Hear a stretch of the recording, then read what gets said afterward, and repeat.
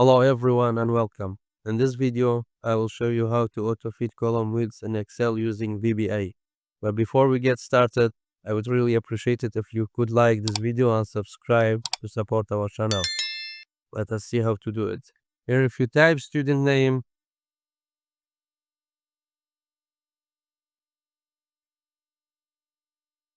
this text is not fit to the column. You have to drag like this, ID,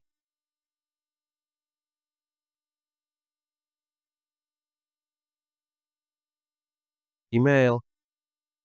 As you can see, you need to stretch columns. Don't use this way.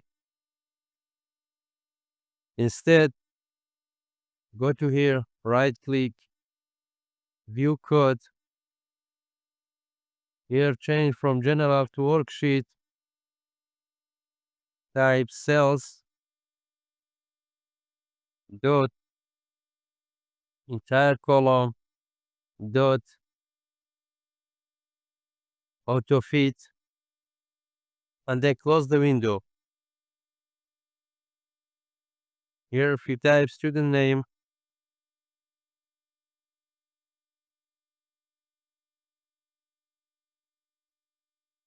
ID,